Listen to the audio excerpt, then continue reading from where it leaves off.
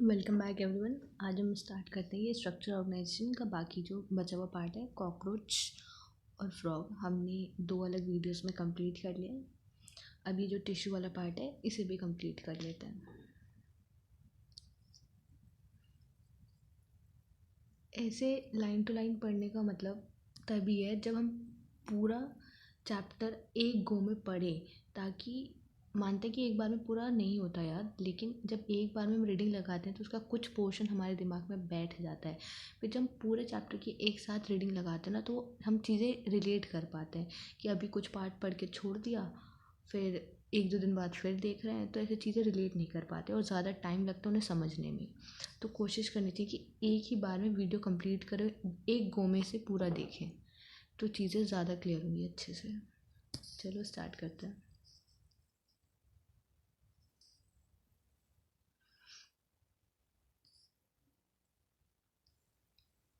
In the preceding chapter, you came across a large variety of organism। वही animal kingdom की बात की जा रही है कि बहुत सारे ऑर्गेनिज्म देखे हमने, यूनिसेलुलर, मल्टी सेलुलर। ये इतना पार्ट मैंने जो रीड करा है फ्रॉग के साथ भी किया है, लेकिन दोबारा जब अभी टिश्यू वाला कंप्लीट करें तो दोबारा से इसलिए रीड कर लेते हैं। एक तरीके से रिवाइज भी हो जाएगा कुछ पोर्शन ये। इन यूनिसेलर ऑर्गेनिज्म ऑल फंक्शन, जितने भी यूनिसेलर ऑर्गेनिज्म होते हैं वहाँ पे सारे फंक्शन, जैसे कि डाइजेशन हो गया, रेस्पिरेशन हो गया, रिप्रोडक्शन हो गया, कौन परफॉर्म करेगा? एक सिंगल सेल ही परफॉर्म करेगा। वहीं अगर कॉम्प्लेक्स बॉडी की बात करें, वहाँ पे मल्टी सेलर में तो कौन फंक्शन करते हैं? डिफरेंट ग्रुप ऑफ सेल्स करते हैं जो एक ऑर्गेनाइज्ड मैनर में अरेंज हैं। अब जो बॉडी है, जैसे कि सिंपल ऑर्गेनिज्म हाइड्रा की बात कर रहे हैं तो डिफरेंट टाइप ऑफ सेल्स की बनी है, और जो नंबर ऑफ सेल हैं इन each type can be in thousand. मतलब सपोज अगर 10 टाइप के सेल हैं, अब उस 10 टाइप में भी जो एक टाइप होगा उसके अंदर कितने सेल मिल जाएंगे? थाउजेंड्स में मिलेंगे। इस लाइन का मतलब ये है कि hydra is made up of different type of cells, different type cells का बना हुआ है वो।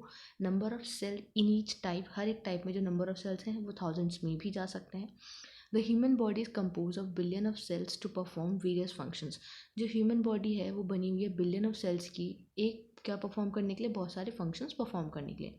How do the cell in the body work together? अब ये सेल कैसे काम करते हैं बॉडी में? In multicellular animal, a group of similar cell along with intercellular substance perform a specific function। जो multicellular animals हैं वहाँ पे जो ग्रुप है सिमिलर सेल्स का, साथ में कुछ इंटरसेलुलर सब्सटेंस के साथ मिलके क्या करते हैं? वो कुछ स्पेसिफिक फंक्शन परफॉर्म करते हैं। फिर ऐसी ऑर्गेनाइजेशन को क्या कहा जाता है? टिश्यू कहा जाता है। तो यही हम पढ़ने वाले हैं, स्ट्रक्चर ऑर्गेनाइजेशन इन एनिमल्स, तो वही टिश्यू। तो मल्टी सेल एनिमल में क्या हुआ? बहुत सारे सिमिलर सेल्स आए, साथ में इंटरसेलर सब्सटेंस के साथ मिले और एक स्पेसिफिक फंक्शन परफॉर्म करा। ऐसी ऑर्गेनाइजेशन जिसे क्या कहा जाता है? Tissue. You may be surprise to know that all complex animal consist of only 4 basic types of tissue. कि जितने भी कॉम्प्लेक्स एनिमल होते हैं सबके पास, कितना ही कॉम्प्लेक्स क्यों ना हो, उसके पास 4 टाइप के ही टिश्यू मिलने वाले हैं। These tissues are organized in a specific proportion and pattern to form an organ like stomach। अब ये टिश्यू कैसे अरेंज होंगे ऑर्गन बनाने के लिए? एक इनका स्पेसिफिक प्रोपोर्शन है कि इतना ही प्रोपोर्शन जाएगा किसी ऑर्गन को बनाने के लिए, और कुछ पैटर्न है, उसी पैटर्न से वो ऑर्गन बनेगा। These tissue are organise in a specific proportion and pattern to form an organ like stomach, lung, heart, kidney. When two or more organs perform a common function by their physical or chemical interaction। अब दो या दो से ज़्यादा organ एक ही function perform कर रहे हैं, कैसे? या तो फिजिकली या केमिकल रिएक्शंस वहाँ पे सेम हो रही हैं, तो वो क्या बना लेगा? आगे चल के बना लेगी हमारे सिस्टम्स। कौन बनाएंगे? एक या एक से ज़्यादा ऑर्गन। तो व्हेन टू और more organ perform a common function by their physical chemical interaction, they together form an organ system. जैसे कि digestive system, respiratory system, etcetera.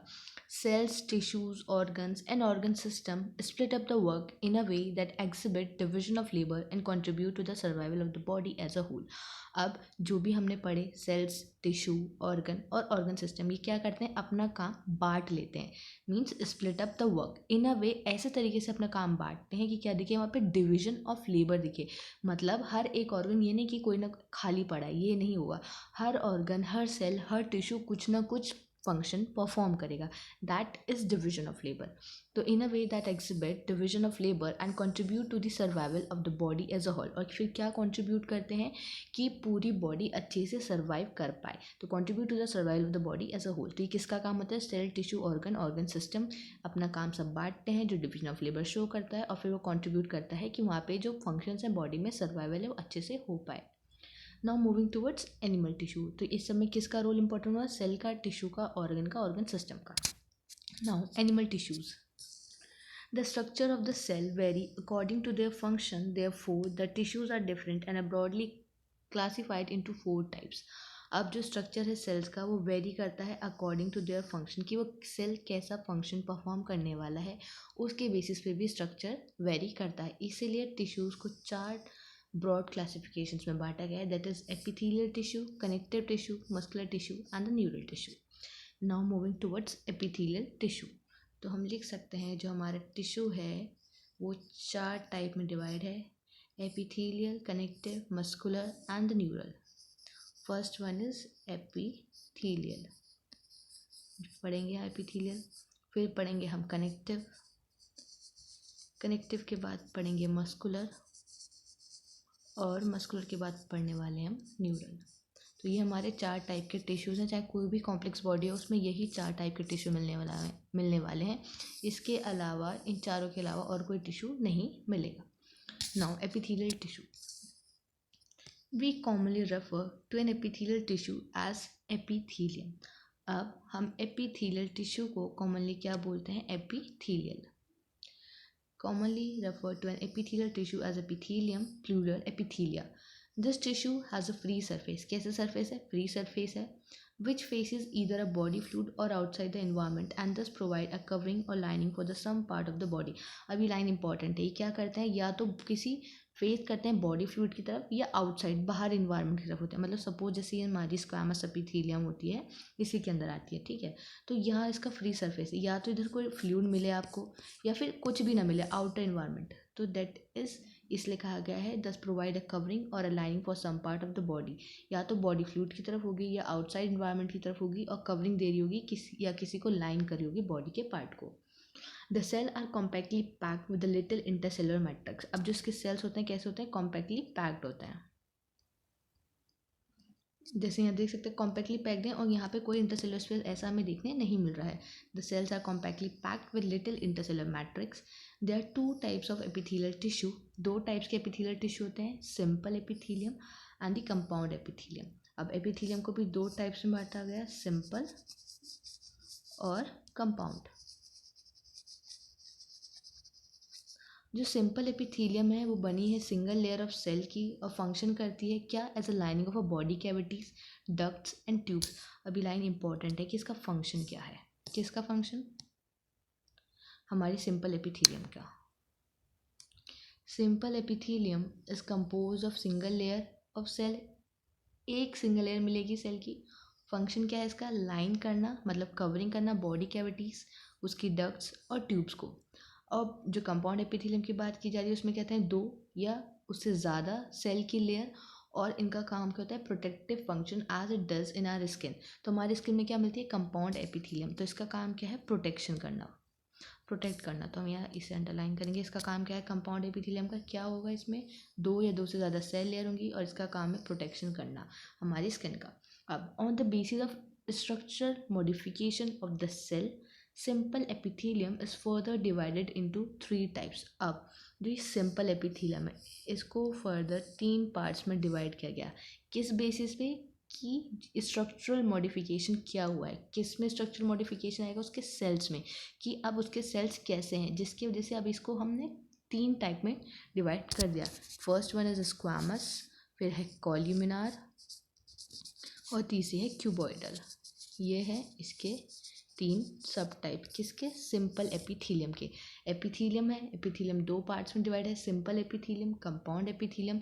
Simple epithelium का काम है कि वो क्या करेगी, लाइनिंग करेगी बॉडी कैविटीज़ को, डक्ट्स को, ट्यूब्स को। कंपाउंड का काम है प्रोटेक्शन देना। फर्दर सिंपल एपिथेलियम को 3 सब टाइप्स में डिवाइड किया गया है, that is squamous epithelium, columnar epithelium, cuboidal epithelium. और ये किस बेसिस पे किया गया है, कि स्ट्रक्चरल मॉडिफिकेशन क्या हो रहा है इनके सेल्स में, मतलब इनके सेल का जो स्ट्रक्चर है कैसे डिफरेंट करेक्ट है। इस बेसिस पे इनको 3 टाइप्स में बांट दिया गया है। अब पढ़ते हैं हम एपिथेलियम। पहले पढ़ने जा रहे हैं हम स्क्वामस एपिथेलियम। देखो ये डायग्राम देख लेते हैं। पहला ए वाला किसका है, स्क्वामस एपिथेलियम का, ये स्क्वामस एपिथेलियम। फिर है क्यूबॉइडल एपिथेलियम, सी है कॉल्यूमिनार एपिथेलियम, और वहीं पे डी वाली क्या है कि कॉल्यूमिनार एपिथेलियम है लेकिन वहाँ क्या है, सीलिया प्रेजेंट है। अब स्टार्ट करते हैं स्क्वामस एपिथेलियम से। The squamous epithelium is made up of single thin layer of flattened cells with irregular boundaries। देखो अभी हमने देखा डायग्राम में कैसी है, ये सिंगल की बनी है, सिंगल थिन लेयर है, फ्लैट सेल्स हैं इसके और इरेगुलर बाउंड्रीज हैं। फ्लैट सेल है ये और इरेगुलर इसकी बाउंड्रीज हैं। तो ये क्या है, हमारी स्क्वामस एपिथेलियम, और सिंगल है बिल्कुल और थिन लेयर है और फ्लैट है।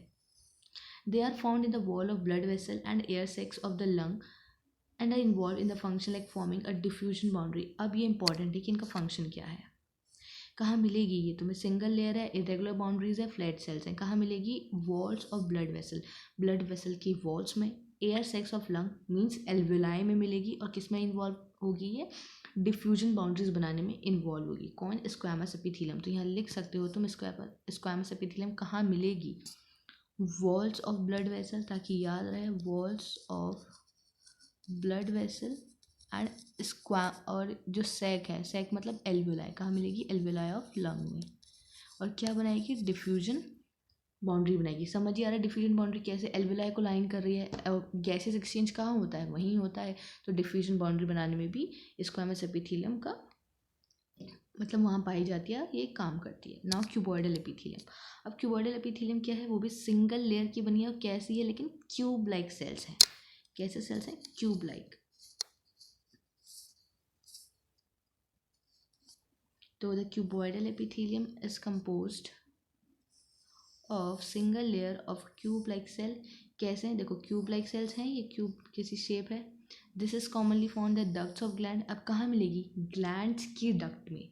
और tubular parts of nephron, tubular parts of nephrons means proximal convoluted tubule, DCT, loop of Henle, ये होते हैं हमारे ट्यूबुलर पार्ट्स ऑफ नेफ्रॉन। तो यहाँ मिलेगी, और कहाँ मिलेगी, डक्ट ऑफ ग्लैंड्स में मिलेगी, मतलब ग्लैंड की डक्ट्स और tubular parts of nephron in the kidney and its main function are secretion and absorption. अब इसका मेन फंक्शन क्या होता है, सिक्रीशन और एब्जॉर्प्शन कराना। किसका, क्यूबॉइडल एपिथेलियम का। तो क्यूबॉइडल एपिथेलियम किसकी बनी है, single layer of cube like cells, commonly पाए जाने वाली है, duct of glands, tubular parts of nephron in kidney and main function are secretion and the absorption.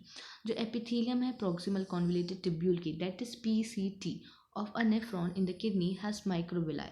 अब जो पीसीटी होती है वही प्रॉक्सिमल कॉन्वोल्यूटेड ट्यूब्यूल किसका पार्ट है, नेफ्रॉन का। किडनी में वहाँ क्या मिलती है, microvilli. The columnar epithelium is compose of a single layer of a tall and slender cells. अब कॉल्यूमिनर सेल कैसी होती हैं, देखते हैं डायग्राम में। देखो ये है कॉल्यूमिनर, क्या है, कॉलम लाइक सेल्स हैं यहाँ पे, तो वही बात की जा रही है। कैसे हैं, टॉल और सिलेंड्रिकल। देखो दिख रही है इसकी शेप कैसी है, टॉल है और सिलेंड्रिकल शेप है। तो ये क्या है, कॉल्यूमिनार, यहाँ थे क्यूब, और ये कैसे थे, flat sales.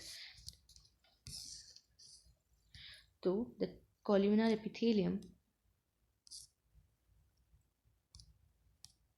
the columnar epithelium is composed of a single layer of tall slender cells. Their nuclei are located at the base. अब ये लाइन इंपॉर्टेंट है, इसका न्यूक्लियर कहाँ लोकेटेड है, बेस पे। फ्री सरफेस में हैव माइक्रोविलाई। अब जो फ्री सरफेस है वहाँ माइक्रोविलाई मिल सकती है। They are found in the lining of the stomach and the intestine and help in secretion and absorption. अब कॉल्यूमिनार कहाँ मिलने वाली है, आपको स्टमक में मिलेगी, स्टमक की लाइनिंग में, इंटेस्टाइन में, और किस में हेल्प करेगी, सिक्रीशन और एब्जॉर्प्शन में। अगर वहीं पे कॉल्यूमिनार या फिर क्यूबॉइडल सेल के पास क्या मिल जाए, सीलिया मिल जाए उसके फ्री सरफेस पे, तो क्या बन जाती है, सीलिएटेड एपिथेलियम। और सीलिएटेड एपिथेलियम कहाँ देखने मिलती है, फेलोपियन ट्यूब में। ये फेलोपियन ट्यूब होती है ना हमारी, और ऐसे आगे ऐसे होते हैं इस पर, दैट इज़ यहाँ पे सीलिएटेड एपिथेलियम है, जिसका फ्री सरफेस इसको लाइन करेगी, और उसके वहाँ पे सीलिया प्रेजेंट है फ्री सरफेस, तो बन जाती है सीलिएटेड एपिथेलियम। फेलोपियन ट्यूब में मिलती है, ट्रैकिया में मिलती है, ये सब मिलती हैं हमें सीलिएटेड एपिथेलियम यहाँ पे। तो their function is to move particle और mucus in a specific direction. अब ये लाइन भी इंपॉर्टेंट है कि इसका काम क्या है, सीलिया आ जाते हैं, सीलिएटेड एपिथेलियम बन जाती है, लेकिन क्या काम करती है, वो मूव करती है पार्टिकल को या म्यूकस को एक स्पेसिफिक डायरेक्शन में over the epithelium. They are mainly present in the inner surface of hollow organs. कहाँ प्रेजेंट होती हैं, जो इनर सरफेस होते हैं हॉलो ऑर्गन्स के, जैसे कि ब्रोंक्यूल्स हो गए और फेलोपियन ट्यूब्स हो गए। कहाँ हो गए? Bronchioles and the fallopian tubes. अब कुछ कॉल्यूमिनर और क्यूबॉइडल सेल होते हैं जो स्पेशलाइज हो जाते हैं सिक्रीशन के लिए, उन्हें क्या कहते हैं हम? Glandular epithelium. ग्लैंडुलर एपिथेलियम भी कौन है? कॉल्यूमिनर या क्यूबॉइडल बनाएगा। जब वो स्पेशलाइज हो रहे हैं सिक्रीशन के लिए तो उन्हें कहा जाता है ग्लैंडुलर एपिथेलियम। क्या कहा जाता है? Glandular epithelium. अब ग्लैंडुलर एपिथेलियम भी दो टाइप होते हैं, यूनिसेलुलर और मल्टी सेलुलर। तो they are mainly of two types. दो टाइप्स के हैं, यूनिसेलुलर, मल्टी सेलुलर। जो यूनिसेलुलर हैं उसके पास क्या मिलता है? आइसोलेटेड ग्लैंडुलर सेल्स या फिर goblet cells of alimentary canal. अब देखो, यूनिसेलुलर मतलब एक, यूनि से मतलब सिंगल, आइसोलेटेड भी वही लोग रहना पसंद करते हैं जो अकेले अकेले, आइसोलेटेड मतलब अकेले अकेले, तो उससे रिलेट कर सकते हैं अकेला, एक, यूनि, सिंगल, एक। तो यूनिसेलुलर में क्या मिलेगा? आइसोलेटेड। कौन से सेल्स हैं? गॉबलेट सेल्स हैं। कहाँ के हैं? एलिमेंट्री कैनाल के हैं। तो आइसोलेटेड ग्लैंडुलर सेल्स मिलते हैं जिन्हें goblet cells of alimentary canal भी कहते हैं। और कहाँ मिलते हैं? ये यूनिसेलुलर के अंदर। वहीं पे जो मल्टी सेलुलर हैं उनके पास क्या मिलता है? क्लस्टर। मल्टी मतलब बहुत सारे, क्लस्टर मतलब गुच्छा, तो मिलेगा क्लस्टर ऑफ सेल्स किसका? सलेवरी ग्लैंड्स का। वही हम पढ़ते में सलेवरी ग्लैंड्स हमारे 3 पेयर्स होते हैं, तो एक नहीं है, अकेला नहीं है। तो कहाँ मिलेगा वो पेयर, क्लस्टर? मल्टी वाले में मिलेगा। तो मल्टी सेलुलर में क्या मिलने वाला है? Salivary gland. यूनिसेलुलर में क्या मिलने वाले हैं? Goblet cells of alimentary canal. Now on the basis of mode of pouring, अब किस तरीके से वहाँ पे पोरिंग हो रही है सब्सटेंस की। On the basis of the mode of the pouring of their secretion, glands are divided into 2 categories. अब जो भी वहाँ पे बन रहा है उसको कैसे पोर किया जा रहा है, वो डक्ट्स के थ्रू होते जा रहा है या सीधे ऐसे ही बस पलट दिया जाता है। तो उस बेसिस पे ग्लैंड को 2 कैटेगरीज में बांटा गया, that is exocrine and endocrine glands. जो एक्सोक्राइन ग्लैंड होते हैं वो सिक्रीट करते हैं mucus, saliva, earwax, oil, milk, digestive enzyme, other cell products. ये सारी चीज़ें सिक्रीट होती हैं, एक्सोक्राइन ग्लैंड सिक्रीट करते हैं। याद कर लो क्या क्या करते हैं? Mucus, saliva, earwax, oil, milk, digestive enzyme and other cell products. कौन सिक्रेट करने वाले हैं? Exocrine glands. These products are release through ducts और ट्यूब्स। तो एक्सोक्राइन कौन से ग्लैंड्स हैं? हमारे डक्ट वाले, डक्ट जिनके पास डक्ट प्रेजेंट है। क्या है? डक्ट प्रेजेंट है। और क्या क्या आता है उसके अंदर? Mucus, saliva, earwax, oil, milk, digestive enzyme और बाकी cell products.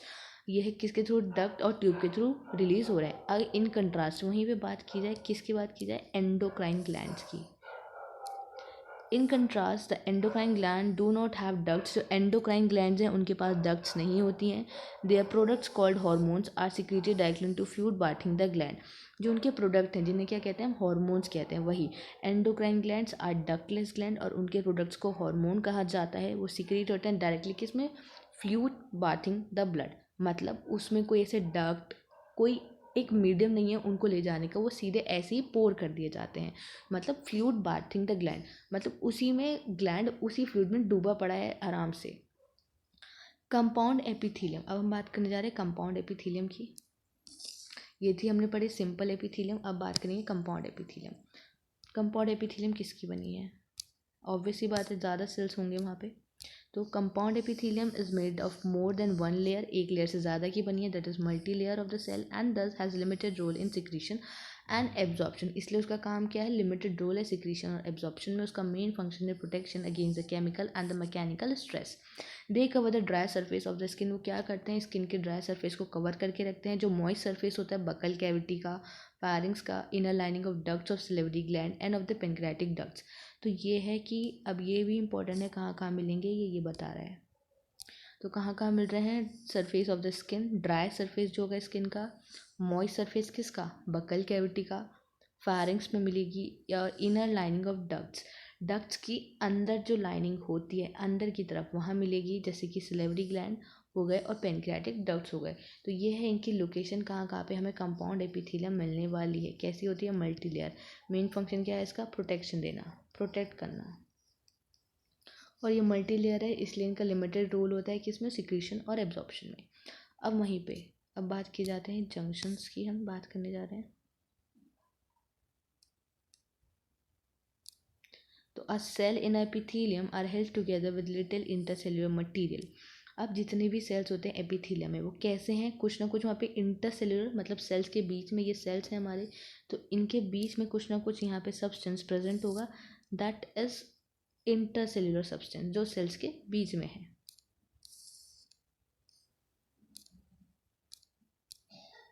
In nearly all animal tissues, specialized junctions provide both a structure and functional link between its individual cells.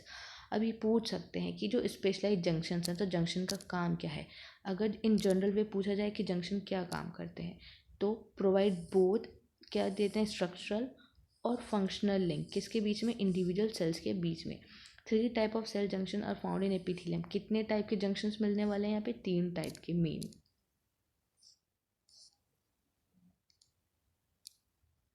कितने टाइप के यहाँ पे, 3 टाइप के। 3 types of cell junctions are found in the epithelium and other tissues. These are called, इन्हें क्या क्या कहते हैं, tight junctions, adhering and gap junctions. ये सारे इसके नाम हैं, टाइट, अडहेरिंग और gap junctions. Now tight junctions help to stop the substance from leaking. इसके नाम से समझ आए, टाइट, टाइट है, लीक होने से बचाएगा। किसी बोलते हैं, हम बोलते हैं किसी चीज़ को टाइटली क्लोज कर दो ताकि चीज़ लीक ना हो, तो टाइट जंक्शन का क्या काम है, लीकिंग से बचाना। Tight junction help to stop the substance from leaking across a tissue. वहीं पे बात की जाए, adhering junction perform means cementing to keep the neighbouring cells together. हम बोलते हैं ना इसके बीच में अडहेसिव बॉन्ड है, अडहेसिव बॉन्ड है यहाँ पे, या फिर कैसा है, अडहेसिव मतलब डिफरेंट नेचर वाले सब्सटेंस के बीच में बॉन्डिंग हो जाना।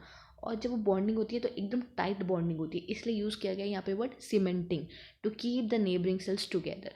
तो adhering junctions perform cementing to keep the neighboring cells together। आसपास के सेल्स को एकदम अच्छे से पास में रखना। नाउ गैप जंक्शन, अब ये इंपॉर्टेंट है, इसकी एक लाइन यहाँ बहुत इंपॉर्टेंट है, वहाँ से क्वेश्चन आया हुआ भी है, PYQ।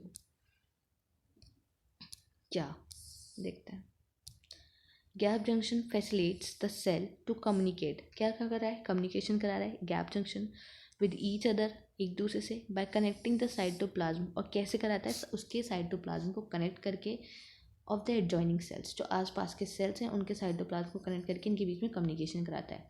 क्या हो, ताकि रैपिड ट्रांसफ़र हो सके आइंस का, स्मॉल मॉलिक्यूल्स का, और कई बार बिग मॉलिक्यूल्स का भी। तो ये लाइन इंपॉर्टेंट है कि कई स्मॉल मॉलिक्यूल्स के साथ साथ कई बार बिग मॉलिक्यूल्स का भी वो रैपिड ट्रांसफ़र आइंस ये सब करवा देता है। तो ये लाइन इंपॉर्टेंट है, यहाँ से PYQ आया है। तो ये थे हमारे कंपाउंड एपिथेलियम, सिंपल एपिथेलियम, फिर हमने इसमें देखे इसके जंक्शंस। तो अभी हमने टिश्यू को 4 टाइप में बांटा था ना, एपिथेलियल, कनेक्टिव, मस्कुलर, न्यूरल। तो यहाँ पे एपिथेलियल वाला कंप्लीट हुआ। एपिथेलियल फर्दर 2 में डिवाइड था, सिंपल और कंपाउंड। सिंपल फिर 4 में डिवाइडेड था, सॉरी 3 में डिवाइड था, किसके बेसिस पे, कि स्ट्रक्चर मॉडिफिकेशन क्या है, कि स्क्वामस है, कॉलमनार है, क्यूबॉइडल है। वहीं पे हमने देखा कॉलमनार क्यूबॉइडल में अगर सीलिया आ जाए तो वो सीलिएटेड बन जाता है। फिर हमने देखा कि वहाँ पे यूनिसेलर और मल्टीसेलर सेल्स भी आ रहे थे इसी में। वहाँ पे क्या क्या प्रेजेंट था, क्लस्टर ऑफ सेल्स, मल्टी में मिलेगा that is salivary gland. Unicellular में क्या था, isolated cells, goblet cells of alimentary canal. फिर देखा कंपाउंड एपिथेलियम, कंपाउंड एपिथेलियम में क्या आता है। फिर इसी के ऊपर पहले हम देखा था कि वहाँ पे जो सिक्रीशन है कैसे पोर होने वाला है, उस बेसिस पे 2 टाइप में आया, एक्सोक्राइन और एंडोक्राइन ग्लैंड्स। अब हम चलते हैं कनेक्टिव टिश्यूज़ की तरफ। Connective tissue are most abundant and widely distributed in the body. यहाँ से क्वेश्चन आते हैं कि मोस्ट अबेंडेंट टिश्यू कौन सा है, दैट इज कनेक्टिव टिश्यू, और सबसे ज़्यादा वही वाइडली डिस्ट्रीब्यूटेड है। They are name connective tissue because of the special function of linking and supporting other tissue organ of the body. इनका नाम क्यों रखा गया है कनेक्टिव टिश्यू, क्योंकि इनका स्पेशल फंक्शन है लिंक करना, सपोर्ट करना आसपास के दूसरे टिश्यूज़ को, ऑर्गन्स को बॉडी के। They range from soft connective tissue से स्पेशलाइज टाइप कनेक्टिव टिश्यू। अब ये भी 2 टाइप में आ गए कनेक्टिव टिश्यू। किस में आ गए, सॉफ्ट कनेक्टिव टिश्यू, और दूसरा है स्पेशलाइज्ड। स्पेशलाइज्ड में बेसिकली हमारे आते हैं ब्लड, ये सारी चीज़ें। तो soft connective tissue and specialised connective tissue. इसका ये डायग्राम भी बहुत इंपॉर्टेंट है, यहाँ से हर बार क्वेश्चन पूछते हैं कि कौन से क्या सेल हैं ये, लेबलिंग करो, मार्क करो, ये सब पूछा जाता है। अब देखो जो हमारे क्या क्या इनके अंदर आ रहे हैं, इसमें कनेक्टिव टिश्यू में cartilage, bone, adipose and the blood, ये सारे कनेक्टिव टिश्यू हैं हमारे। इन ऑल कनेक्टिव टिश्यू, सारे कनेक्टिव टिश्यू में एक्सेप्ट ब्लड, ब्लड को छोड़ के, the cell secrete fibre of the structure protein called collagen और इलास्टिन। ब्लड को छोड़ के बाकी जितने भी कनेक्टिव टिश्यू के अंदर आते हैं सारे सेल सिक्रीट करते हैं फाइबर, जिनका बोलते हैं हम क्या, कोलेजन और इलास्टिन। द फाइबर प्रोवाइड, अब इनका काम क्या है, ये फाइबर प्रोवाइड करते हैं स्ट्रेंथ, इलास्टिसिटी और फ्लेक्सिबिलिटी टू द टिश्यूज़ को। The cell also secrete modified polysaccharides, ये सेल क्या सिक्रीट करते हैं, मॉडिफाइड पॉलीसेक्राइड्स भी सिक्रीट करते हैं, जो एक्यूमुलेट होते हैं between the cell and the fibre and act as a matrix. किसकी तरह काम करते हैं, ये मैट्रिक्स की तरह काम करते हैं। मैट्रिक्स मतलब ग्राउंड सब्सटेंस की तरह। कौन से सेल मॉडिफाई हो रहे हैं, यही दीज सेल्स ऑल्सो सिक्रीट, यही सेल्स कुछ सिक्रीट करते हैं जिन्हें बोलते हैं मॉडिफाइड पॉलीसेक्राइड्स, जो एक्यूमुलेट हो जाते हैं सेल्स और फाइबर्स के बीच में और किसका काम करते हैं, ग्राउंड सब्सटेंस या मैट्रिक्स का काम करते हैं। कनेक्टिव टिश्यू को तीन टाइप्स में बांटा गया, loose connective tissue, dense connective tissue and specialise connective tissues. तो लूज कनेक्टिव टिश्यू क्या है, डेंस कनेक्टिव टिश्यू क्या है और स्पेशलाइज कनेक्टिव टिश्यू क्या है। Now the loose connective tissue, जो लूज कनेक्टिव टिश्यू है वहाँ पे सेल और फाइबर लूजली अरेंज होंगे, नाम से समझ आ रहा है लूज कनेक्टिव टिश्यू जो लूज हो। तो सेल और फाइबर कैसे अरेंज हैं, लूजली अरेंज हैं सेमी फ्लूइड या फिर ग्राउंड सब्सटेंस में, जैसे कि एरियुलर टिश्यू किसका एग्जाम्पल हुआ, लूज कनेक्टिव टिश्यू का। कहाँ प्रेजेंट होता है, बीनीथ द स्किन, स्किन के नीचे। Often it serve as a support framework for the epithelium. अब ये लाइन बहुत इंपॉर्टेंट है, बॉडी का सपोर्ट फ्रेमवर्क क्या है, स्केलेटन, लेकिन एपिथेलियल का सपोर्ट फ्रेमवर्क क्या है, that is areolar connective tissue या फिर लूज कनेक्टिव टिश्यू में कौन, areolar tissue. It contains a fibroblast, क्या होते हैं इसके पास, फाइब्रोब्लास्ट होते हैं जो प्रोड्यूस करते हैं और सिक्रीट करते हैं फाइबर्स। वहीं पे मैक्रोफेजेस, मास्ट सेल्स, ये सब कौन प्रोड्यूस करने वाले हैं, फाइब्रोब्लास्ट सेल्स। फिर दूसरा है एडिपोज टिश्यू, ये दूसरा टाइप है लूज कनेक्टिव टिश्यू का, इसे तो सब अच्छे से जानते हैं, कहाँ लोकेटेड होता है, beneath the skin, just skin के नीचे। जो सेल्स इस टिश्यू के स्पेशलाइज हैं, क्या काम है, फैट को स्टोर करने के लिए। तो the adipose tissue is another type of loose connective tissue, दूसरा टाइप है लूज कनेक्टिव टिश्यू का, लोकेट है स्किन के नीचे। इनका काम क्या है, स्पेशलाइज फैट को स्टोर करके रखना। अब जितना भी न्यूट्रिएंट एक्सेस में होता है जो डायरेक्टली यूज़ नहीं हो रहा, हमारा कन्वर्ट नहीं हो रहा, डायरेक्टली यूज़ नहीं होता इमीडिएटली, वो कन्वर्ट हो जाता है फैट में और स्टोर हो जाता है इस टिश्यू के अंदर, एडिपोज टिश्यू के अंदर। Now fibres and fibroblast are compactly packed in the dense connective tissue, ये हमने देखी लूज कनेक्टिव टिश्यू। अब हम वहीं पे बात करने जा रहे हैं डेंस कनेक्टिव टिश्यू, नाम से समझ आ रहा है डेंस, एकदम घना घना। तो वहाँ पे फाइबर और फाइब्रोब्लास्ट कैसे पैक्ड होंगे, कॉम्पैक्टली पैक्ड होंगे, इसलिए उससे कहा गया डेंस कनेक्टिव टिश्यू। यहाँ पे ओरिएंटेशन कैसे होगा, फाइबर्स का एक रेगुलर और इरेगुलर पैटर्न मिलेगा। अब रेगुलर और इरेगुलर पैटर्न के बेसिस पे भी हमारे दो टाइप के आ जाते हैं dense connective tissue, dense regular और डेंस इरेगुलर। किस बेसिस पे आ रहे हैं कि कैसे फाइबर अरेंज है, रेगुलरली अरेंज है कि इरेगुलर। तो dense regular tissue, dense irregular tissue. इन जो डेंस रेगुलर कनेक्टिव टिश्यू है वहाँ पे जो कोलेजन फाइबर है कैसे प्रेजेंट होता है, रोज में, in between many parallel bundle of the fibres. अभी देखेंगे डायग्राम कि वहाँ पे बिल्कुल पैरेलली अरेंज होगा, जैसे यहाँ दिख रहा है ना, एकदम पैटर्न में है, तो ये क्या है, रेगुलर है। वहीं पे जो इसका एग्जाम्पल देखते हैं, तो tendon which are attach skeleton muscle to the bones and ligaments which attach one bone to another as example of tissue. मतलब अब डेंस रेगुलर के एग्जाम्पल का कौन से हुए, टेंडन और लिगामेंट्स। तो टेंडन का काम क्या है, स्केलेटल मसल्स और बोन्स को अटैच करना, जैसे TMB, टोबैको मोजाइक वायरस होता है ना, तो TMV, तो यहाँ हम बोल देते TMB, मतलब टेंडन किसको कनेक्ट करेगा, मसल और बोन्स को। तो ऐसे हम याद कर सकते हैं, और मतलब सिंपल सी है चीज़ को रिलेट करके पढ़ना। अगर ऐसी याद हो जाती है मैं सिंपल, तो अच्छी बात है। टेंडन क्या करता है, स्केलेटल मसल को बोन्स को अटैच करवाता है। लिगामेंट का काम क्या है, एक बोन को दूसरे बोन से अटैच करवाना, दैट इज लिगामेंट। तो इसे हम बोल सकते हैं BLB, BLB, LLB होता है ना, तो हमने कर दिया BLB। बोन टू बोन को कौन अटैच कराएगा, लिगामेंट। और बोन और इस मतलब हमारी बोन और मसल को कौन अटैच कराता है, टेंडन्स। नाउ ये किसके एग्जाम्पल थे, टेंडन और ligaments, dense regular connective tissue के। अब हम चलते हैं डेंस इरेगुलर कनेक्टिव टिश्यू की बात करें, जैसे कि ये दे रखा है, क्या है, डेंस इरेगुलर है, कुछ भी कैसे भी अरेंज है, कोई इसमें प्रॉपर पैटर्न है ही नहीं। तो dense irregular connective tissue has fibroblast and many fibres, बहुत सारे फाइब्रोब्लास्ट होते हैं, फाइबर्स भी होते हैं, mostly collagen, that are oriented differently, और एकदम किसी बिना किसी पैटर्न के, ऐसी कोई भी कहीं भी पड़ा है तो डिफरेंटली ओरिएंटेड है। ये टिश्यू कहाँ प्रेजेंट होता है, हमारे स्किन में। तो ये डेंस इरेगुलर कहाँ मिलने वाला है, स्किन में। रेगुलर कहाँ मिल रहा था, टेंडन और लिगामेंट्स में।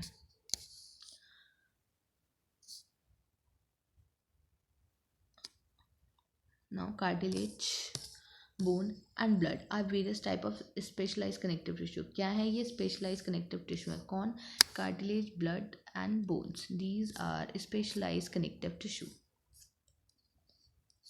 The intercellular material of the cartilage is solid and pliable and resists compression. अब जो कार्टिलेज है उसके अंदर का जो मटेरियल है एकदम सॉलिड है, प्लाएबल है और रेजिस्ट, कंप्रेशन को रेजिस्ट करने वाला है। सेल ऑफ दिस टिश्यू, इस टिश्यू के सेल्स को क्या कहा जाता है, कॉन्ड्रोसाइट्स। ये कैसे एक स्मॉल कैविटी में इंक्लोज होता है जहाँ पे मैट्रिक्स सिक्रीट होता है इनमें से।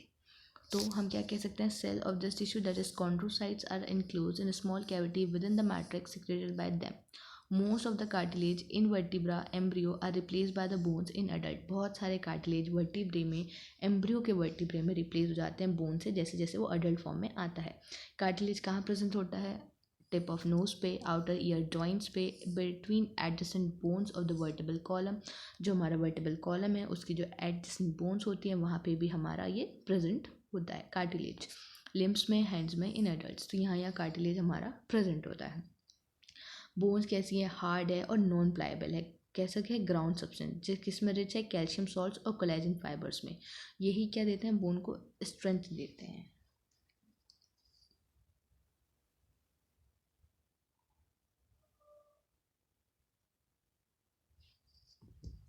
तो बोन्स कैसी है हमारी, hard, non pliable. Non pliable का मतलब जो आसानी से बेंट ना हो, प्लायबल का मतलब होता है बेंट हो जाना, तो नॉन प्लायबल जो आसानी से बेंट ना हो। ग्राउंड सब्सटेंस कैसा रिच होगा, कैल्शियम सॉल्ट्स, कोलेजन फाइबर में। यही क्या देने वाले हैं, उसको स्ट्रेंथ देने वाले हैं। यहाँ पे जो मेन टिश्यू होता है वो provide the structure frame to the body. ये मेन टिश्यू है जो हमारी बॉडी को स्ट्रक्चरली फ्रेम देता है, एक ढांचा देता है। Bone support and protect software tissue and organs. Bone क्या करते हैं, सपोर्ट करते हैं, प्रोटेक्ट करते हैं सॉफ्टवेयर टिश्यूज और ऑर्गन्स को। बोन सेल्स हैं उनको क्या कहा जाता है, ऑस्टियोसाइट्स। कार्टिलेज की सेल्स को क्या कहा जाता है, chondrocytes. Are the present in the space called lacunae. तो ऑस्टियोसाइट्स कहाँ प्रेजेंट होते हैं, हमारे लेक्यूने में प्रेजेंट होते हैं। Limb bone such as the long bones of the leg serve the weight bearing function. अब वेट बेयरिंग फंक्शन किन के पास आता है, लॉन्ग बोन्स के पास आता है काम, specially of the legs. They also interact with the skeletal muscle attach to them to bring about the movement. वो स्केलेटल मसल के साथ भी अटैच होती हैं ताकि क्या हो सके, हम मूवमेंट में भी हेल्प करा सके। The bone marrow in some bones in the site of production of blood cells. वहीं पे जो बोन मैरो होता है वही क्या होता है, प्रोडक्ट ब्लड सेल्स, मतलब आरबीसीज का प्रोडक्शन कहाँ होता है, बोन मैरो में। तो ये था हमारा कार्टिलेज और bone. Now moving towards blood. Blood क्या है, एक फ्लूइड कनेक्टिव टिश्यू है जिसके पास क्या है, प्लाज्मा है, रेड ब्लड सेल्स है, वाइट ब्लड सेल्स हैं और प्लेटलेट्स हैं। तो ये सब कहाँ मिलती हैं हमें, WBC, RBC, ये सारी चीज़ें मिल रही हैं हमें ब्लड के अंदर। तो ब्लड कैसा है, fluid connective tissue, plasma, RBC, WBC, platelet, ये सब यहाँ प्रेजेंट है। It is a main circulating fluid. यही मेन सर्कुलेटिंग फ्लूइड जो पूरी बॉडी में घूमता है, क्या करता है, ट्रांसपोर्ट करता है बहुत सारे वेरियस सब्सटेंसेस को। और इसके बारे में हमने पूरा पढ़ा है, हमारी ह्यूमन फिजियोलॉजी में पूरा कवर किया है ब्लड को, क्या क्या काम है इसके, क्या क्या फंक्शन है, क्या क्या इसके अंदर मिलने वाला है। इन सबको फॉर्म्ड एलिमेंट्स कहते हैं, red blood cells, WBC, platelets, ये सब के अंदर। Now moving towards muscle tissue.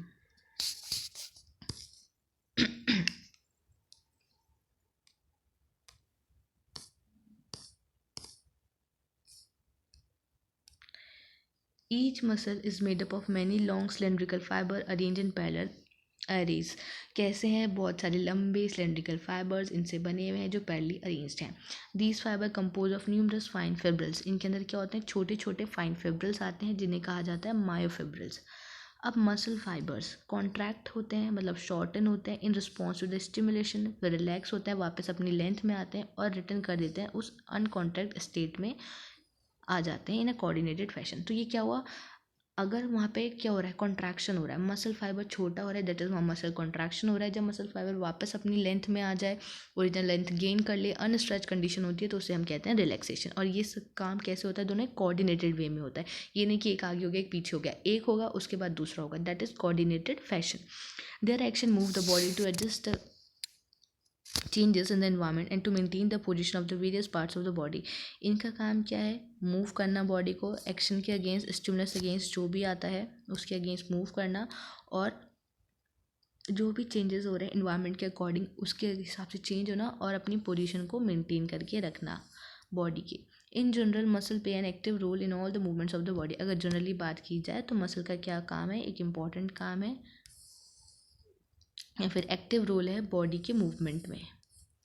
Muscles are the three type की मसल होती हैं, skeletal, smooth and cardiac muscles. 3 type की मसल्स पढ़ते हैं हम, skeletal, smooth and cardiac muscles.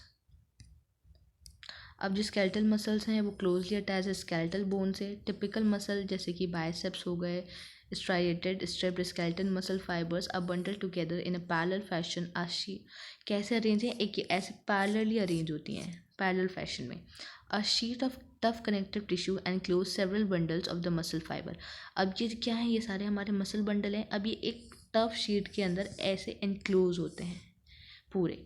तो वही लिखा है, a sheet of tough connective tissue encloses several bundle of the muscle fibres. Now ये इसके डायग्राम्स हैं कि स्केलेटल मसल, ये स्केलेटल मसल कैसी है, ये स्मूथ मसल्स है, ये कार्डिक मसल है, कैसी कैसी होती हैं इनकी शेप। अब बात करते हैं स्मूथ मसल्स की। स्मूथ मसल कैसी हैं, फाइबर्स जैसी हैं, ये देखो है ही पूरी फाइबर जैसी। और टैपरिंग एंड, ये टैपरिंग एंड कहा जाता है। क्या है, टैपरिंग एंड है दोनों तरफ। तो the smooth muscle fibre taper are the bone end fusiform है, ऐसी शेप है मतलब इनकी। And do not show striation, कोई स्टिरेशन नहीं मिलती इनके अंदर, मतलब कोई ऐसे स्ट्रिप्स देखने नहीं मिलेगी। Cell junction hold them together and they are bundled together in a connective tissue sheet. Cell junction इन्हें पकड़ के रखते हैं, और कैसे कनेक्टेड है ये, कनेक्टिव टिश्यू शीट के थ्रू। अब जो वॉल है इंटरनल ऑर्गन्स की, जैसे कि ब्लड वेसल हो गए, स्टमक हो गए, इंटेस्टाइन हो गई, वहाँ पे ये सारी मसल्स मिलती हैं। स्मूथ मसल्स को इनवॉलेंट्री भी कहा जाता है, क्योंकि उनकी फंक्शनिंग डायरेक्टली कंट्रोल नहीं होती। इनवॉलेंट्री जो हमारे खुद के बस में नहीं है, जो हमारा दिमाग चलवाने वाला है, that is smooth muscles. Involuntary in nature, क्योंकि उनकी फंक्शन डायरेक्टली हमारे कंट्रोल में नहीं होती है। We usually are not able to make it contract merely by thinking about it as we can do with the skeletal muscle. हम इन्हें इनका कॉन्ट्रैक्शन रिलैक्सेशन नहीं करा सकते बस एक बार सोचने पे, जैसे कि हम अपना स्केलेटल मसल के साथ करवा लेते हैं। Now cardiac muscle. Cardiac muscle क्या है, एक कॉन्ट्रैक्टाइल टिश्यू है। Contractile cardiac muscle tissue is a contractile tissue जिसके पास कैपेबिलिटी है कॉन्ट्रैक्ट करने के लिए, present only in the heart, सिर्फ हार्ट में प्रेजेंट होती है। जो सेल जंक्शन है यहाँ के फ्यूज़ करते हैं प्लाज्मा मेम्ब्रेन के साथ of the cardiac muscle and make them stick together. मतलब अब जो सेल जंक्शंस थे वो क्या करेंगे, जो यहाँ पे कार्डिक मसल है उसकी जो प्लाज्मा मेम्ब्रेन है उसके साथ क्या कर जाएंगे, फ्यूज़ कर जाएंगे और एकदम कस के चिपक जाएंगे। कम्युनिकेशन जंक्शन जो कौन करता है, इंटरकैलेटेड डिस्क कराती है at some fusion points allow the cell to contract as a unit. ये क्या करती है कि पूरी सेल जो है हमारी कैसे कॉन्ट्रैक्ट करे एक यूनिट की तरह। ये नहीं कि बस एक सेल कॉन्ट्रैक्ट हो गया अगला हुआ ही नहीं, नहीं ऐसा नहीं होता। ये अगर एक कॉन्ट्रैक्ट हुआ फिर उसके अगला हुआ, कि मतलब सारे ही एक साथ कॉन्ट्रैक्ट होंगे, जिसे बोलते हैं ऑल इन नन लॉ। मतलब एक तो सारे, एक भी नहीं तो कोई भी नहीं। When one cell receive a signal to contact, the neighboring also stimulated to contact। वही, जब एक सेल को सिग्नल मिला है तो बाकी सारे भी कॉन्ट्रैक्ट होंगे। तो ये है कार्डिक मसल्स। नाउ मूविंग, ये हमारा हुआ मस्कुलर टिश्यू कंप्लीट। अब हम चलते हैं न्यूरल टिश्यू की तरफ। The neural tissue exerts the greatest control over the body's responsiveness to changing the condition। अब सबसे ज़्यादा जो कंट्रोल है कौन करता है, न्यूरल टिश्यू ही कंट्रोल रखता है हमारा।